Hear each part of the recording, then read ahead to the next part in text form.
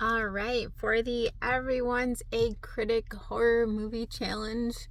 And I've been informed I also look like a zombie or something today because I had a bunch of makeup on and I took most of it off and it didn't come all the way off. And so I'm looking a little ghoulish. But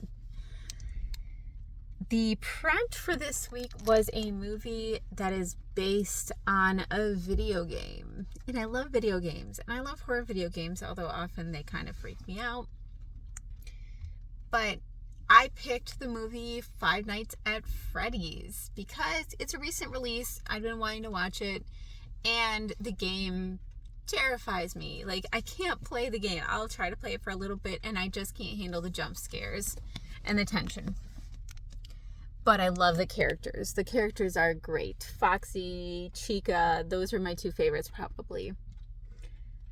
So I went in, I'd heard mixed reviews about it, but I went in with high hopes and I wasn't completely disappointed. It was a perfectly fine, it was a fine movie. But that was about it. There was nothing exceptional about it. It didn't stand out to me. I do like when things are explained. I know a lot of people don't like if they put too much story into things, and like things unexplained.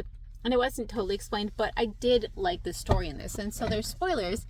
But there's this guy who is abducting and killing children, and he puts their bodies in the old animatronics from this pizza restaurant that is closed down. And so the children turn into ghosts and end up inhabiting the suits. That's cool. I like that. I like the explanation. I love the idea. That was all good to me. And the security guard, he has a little sister he's watching. That storyline was heartwarming. It was sweet. It was cute.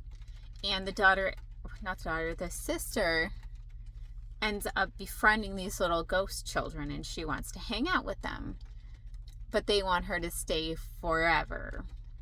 So it gets a little sinister as it goes on. Also, the security guard's little brother was one of the kids that was originally kidnapped by the killer, I believe. So there's definitely a connection there, and he dreams, and in his dreams he's trying to summon the memory of what the person who abducted his brother looks like, and then that way he also connects with these little ghost children.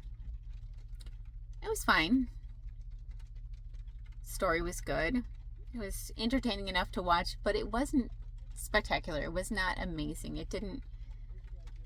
It wasn't really as horror as I would have liked to see. There was horror elements, but it didn't feel like a horror movie a lot of times, just because there wasn't too much.